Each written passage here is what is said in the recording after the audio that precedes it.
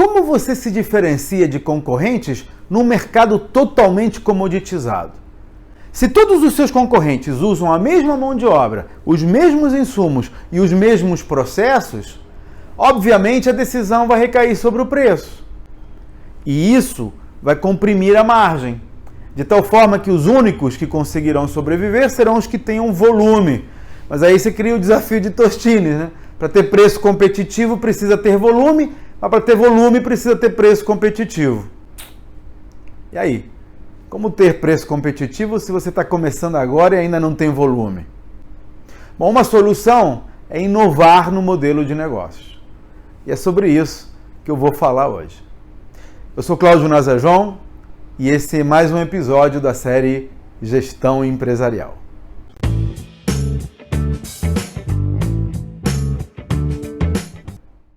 Ontem eu visitei uma empresa cliente que se especializa em serviços de limpeza e conservação. O foco deles é nos pequenos times. Eles gostam de empresas que precisem de 2 a 5 pessoas para o serviço e fazem isso com maestria. Bom, conversando com os dois sócios, eles disseram que o maior vilão desse mercado é a concorrência desleal. Empresas que contratam de forma informal ou que utilizam os créditos previdenciários como capital de giro, porque isso reduz o custo para o cliente, embora crie um risco tributário associado a essa economia. E essa briga é difícil de ganhar, mas eu disse a ele que são dois mercados diferentes. Empresas que querem fazer tudo certinho e evitar os riscos dessa natureza, acabam exigindo a documentação adequada, o que de certa forma filtra os concorrentes, deixando apenas aqueles que são sérios. Uma prática que eles usam para abrir os olhos desses clientes potenciais, por exemplo, é apresentar a documentação logo na proposta. Porque dessa forma, não só o cliente fica ciente dos riscos, como, se quiser fazer tudo certinho, vai exigir a mesma documentação dos outros concorrentes. É inteligente isso. O segundo maior problema é a diferenciação. Afinal, como é que você pode se diferenciar de concorrentes num mercado que é totalmente comoditizado? Porque se todos usam a mesma mão de obra, os mesmos insumos e os mesmos processos, obviamente a decisão vai recair sobre o preço. E isso comprime a margem. Nesse setor gira em torno de 7%. A solução para eles é a inovação. Aí você pode me perguntar assim, tá, mas como é que eu inovo com pessoas cujo perfil é seguir ordens? Como inovar com pessoas que não são inovadoras? Uma fórmula que parece dar certo em muitas empresas é criar uma cultura da inovação, porque as pessoas normalmente se ajustam ao ambiente. Então, se a empresa tiver políticas de incentivo à inovação, mais cedo ou mais tarde, as pessoas vão embarcar nelas. A Amazon, por exemplo, permite a qualquer gestor fazer experimentos dentro de determinados limites sem autorização prévia. Então, sempre que alguém vem com uma ideia, a resposta é sempre a mesma. Ah, você tem uma ideia? Experimenta. Se funcionar, a gente implementa na empresa. Do contrário, a gente esquece e vida que segue. Na Booking.com, até a mudança na homepage da empresa já foi testada dessa forma.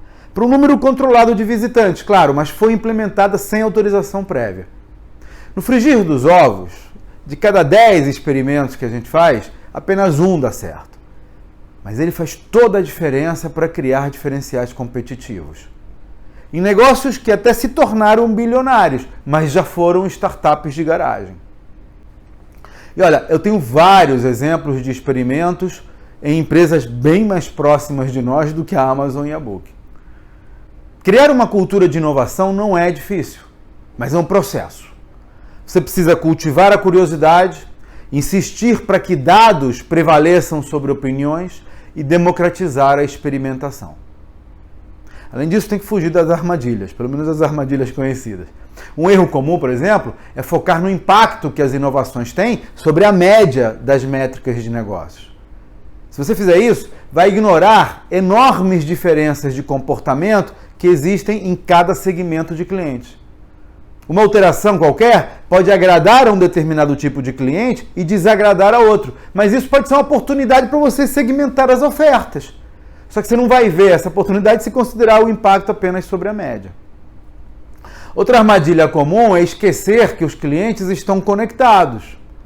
Um teste AB, para verificar o efeito de uma mudança na homepage, por exemplo, ele pressupõe que os usuários do grupo A não interagem com os usuários do grupo B. Só que na prática isso nem sempre é verdade.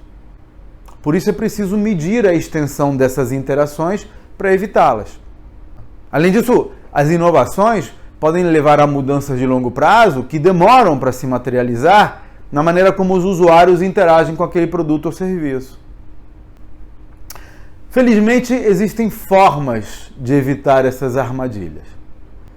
Por isso eu gravei uma aula sobre como criar uma cultura de experimentação na sua empresa, mesmo se o seu time não tiver perfil inovador. Nessa aula eu comento os modelos das empresas como Amazon e Booking, mas também compartilho experiências como as da Nasajon, incluindo algumas sugestões fáceis que você pode implementar imediatamente na sua própria empresa. Se quiser assistir, basta entrar no meu site e clicar no link Sala VIP de Negócios. claudionasajon.com.br. Até a próxima.